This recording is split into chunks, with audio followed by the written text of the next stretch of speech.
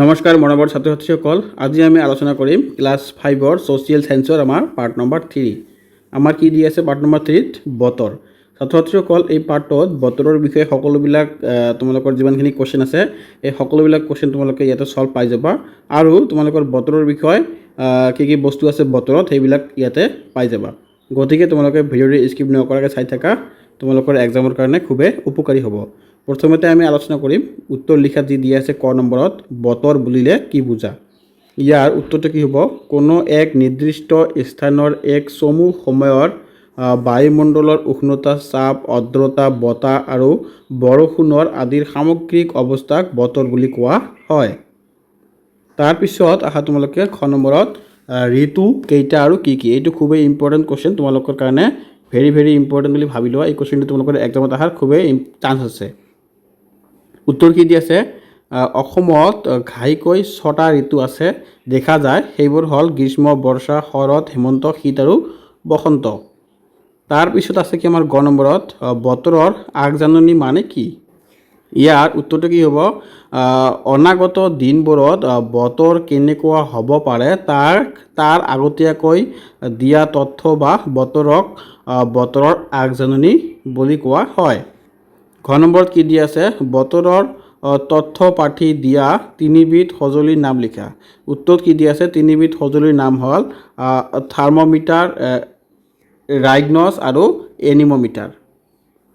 তোমালোকে এই 3টা নাম ভাল মনত ৰাখি ল'বা। তাৰপিছত আহা তোমালোকে নম্বৰ কি কৈছে?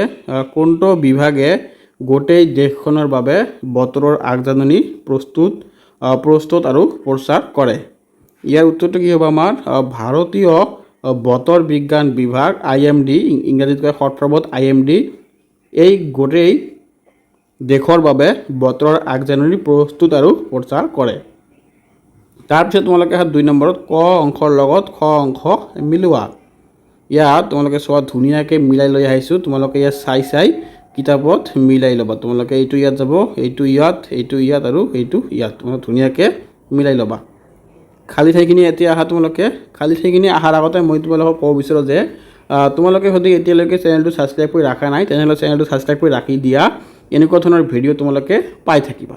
আৰু তোমালোকে পৰীক্ষাৰ আগত মই বহুত কমন কুৱেশ্যন দি দিওঁ, যিবিলাক তোমালোকৰ এক্সামত অহাৰ চান্স খুবেই থাকে। এইবিলাক কুৱেশ্যনো তোমালোকে পাই যাবা, এইটো চেনেলতে পাই যাবা সকলোবিলাক বিষয়বস্তু। খালী ঠাই চোৱা তোমালোকে ক নম্বৰত কি দি আছে? গৰম দিনত পাতল ড্ৰেছ কাপোৰ পিন্ধিবলৈ বৰ আৰামদায়ক কি হ'ব ড্ৰেছত আমাৰ? কপাহী মানে কটন কাপোৰ। তোমালোকে গমেই পোৱা গৰম দিনত তোমালোকৰ মাক দেউতাকে কটন কাপোৰ তোমালোকক পিন্ধিবলৈ কয়। চিল্ক কাপোৰ পিন্ধা বাধা কৰে বা মানা কৰে। বতাহৰ দিশ জুখিবলৈ বতাহ সূচক নামৰ সঁজুলি ব্যৱহাৰ কৰা হয়। বতাহৰ দিশ জুখিবলৈ কি ব্যৱহাৰ কৰা হয়? বতাহ সূচক নামৰ সঁজুলি ব্যৱহাৰ কৰা হয়। গ নম্বৰত কি দিছে? বায়ু মোজা বতাহৰ দিশ আৰু গতিবেগ নিৰ্ণয় কৰিবলৈ ব্যৱহাৰ কৰা হয়। তোমালোকে দেশত লিখি দিবা কি? দিশ আৰু গতিবেগ নিৰ্ণয় কৰিবলৈ ব্যৱহাৰ কৰা হয়। খ নম্বৰত কি দিছে? ধুমুহা আহিলে আকাশত দেশ মাৰে আৰু মেঘেও গাজে। ইয়াত কি হ'ব? বিজুলী মাৰে আৰু মেঘে গাজে। 4 নম্বৰত কি দিছে? বতৰৰ আগজাননী কি মাধ্যমৰ জৰিয়তে দিয়া হয়। উত্তৰটো আমাৰ কি হ'ব? বতৰৰ আগজাননী ঘাইকৈ অনাতাঁৰ মানে ৰেডিঅ', দূৰদৰ্শন, বাতৰি কাকত, দূৰদৰ্শন মানে TV, বাতৰি কাকত, মোবাইল ফোন আৰু ইণ্টাৰনেটৰ বিভিন্ন মাধ্যমৰ জৰিয়তে প্ৰচাৰ কৰা হয়। তোমালোকে এইটো এনে গম পোৱা বতৰৰ আগজাননী আমি কেনেকৈ পাওঁ, মানে আমি খবৰবিলাক ক'ৰ পৰা পাওঁ, এইটো আৰু কি মুখস্থ কৰিব লাগে, এনে এইটো হৈ যাব তোমালোকৰ। তাৰপিছত তোমালোকে চমু টোকা লিখা। চমু টোকাত যেনেকুৱা কি দি আছে? ৰেইন গছ বস্তুটো কি, ইয়াৰ বিষয়ে তোমালোকে অলপ লিখিব লাগে। বৰষুণৰ পৰিমাণ জুখিবলৈ ব্যৱহাৰ কৰা সঁজুলিটোৱেই হ'ল ৰেইন গছ। ইয়াৰ সহায়ত কোনো এক নিৰ্দিষ্ট সময়ত বা দিনটোত হোৱা বৰষুণৰ পৰিমাণ মিলিমিটাৰ বা চেণ্টিমিটাৰ এককত জুখিব পাৰি। তাৰপিছত খ নম্বৰ কৃত্ৰিম উপগ্ৰহ। মানুহে মহাকাশলৈ প্ৰেৰণ কৰা মহাকাশচাৰীবিহীন যানবোৰক কৃত্ৰিম উপগ্ৰহ বোলে। বতৰ নিৰীক্ষক উপগ্ৰহসমূহে মহাকাশৰ পৰা বায়ুমণ্ডলৰ ডাৱৰ ধুমুহা আদি ছবি আৰু তথ্য পঠিয়াই বতৰৰ নিখুঁত আগজাননী দিয়াত সহায় কৰে। ছাত্ৰ ছাত্ৰীসকল, তোমালোকে কৃত্ৰিম উপগ্ৰহ বুলি ক'লে বুজি পোৱা নে নাই মই গম নাপাওঁ, কিন্তু কৃত্ৰিম উপগ্ৰহ বুলি ক'লে আমি যে ইংৰাজীটো তোমালোকে চাগে বুজি পাবা, আমি যে কওঁ ছেটেলাইট, সেই ছেটেলাইটটোক অসমীয়াত কি কয় আমাৰ কৃত্ৰিম উপগ্ৰহ বুলি কয়। তাৰপিছত আহা তোমালোকে গ নম্বৰ বতৰ বিজ্ঞান কেন্দ্ৰ। যিবোৰ কেন্দ্ৰত বতৰৰ বিভিন্ন উপাদান যেনে উষ্ণতা, বায়ু চাপ, বতাহৰ গতি আদি আধুনিক সঁজুলিৰ সহায়ত নিয়মিতভাৱে জোখ-মাখ কৰি বতৰৰ অৱস্থা নিৰীক্ষণ কৰা হয়, তাকে বতৰ বৈজ্ঞানিক কেন্দ্ৰ বোলে। খ নম্বৰ কি দিছে? খৰাং বতৰ। কোনো অঞ্চলত দীৰ্ঘদিন ধৰি বৰষুণ নোহোৱাৰ ফলত মাটি, নদী, বিল শুকাই যোৱা অতিশয় শুকান অৱস্থাক খৰাং বতৰ বোলে।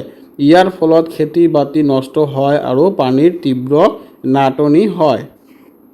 9 নম্বৰ কি দিছে?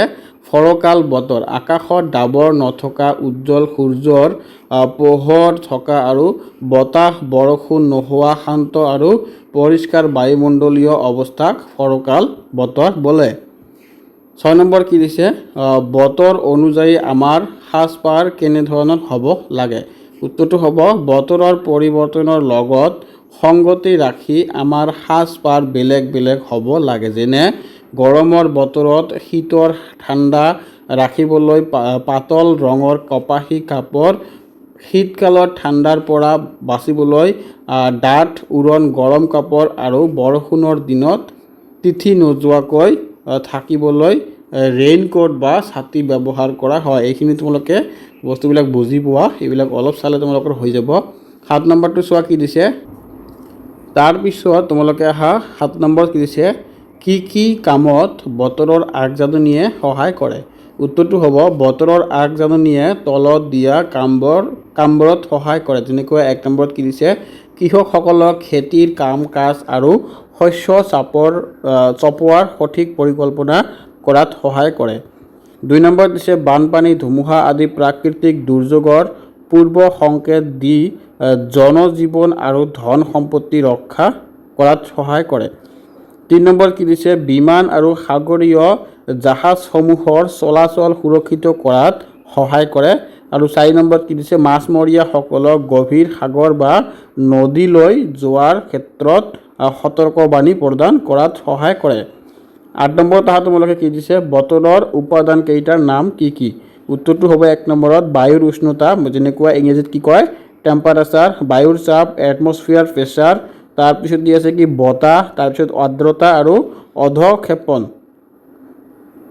ছাত্ৰ ছাত্ৰীসকল, মোৰ ভিডিঅ'টো ইয়াতে সামৰণি মাৰিলোঁ।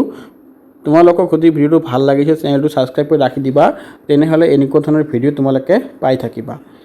আজি আশা কৰোঁ তোমালোকে ভালে আছা। আজি মই ইয়াতে সামৰণি মাৰিলোঁ। তোমালোকৰ লগত নেক্সট ভিডিঅ'ত দেখা হ'ব, গতিকে তোমালোকে চেনেলটো ছাবস্ক্ৰাইব কৰি ৰাখি দিবা।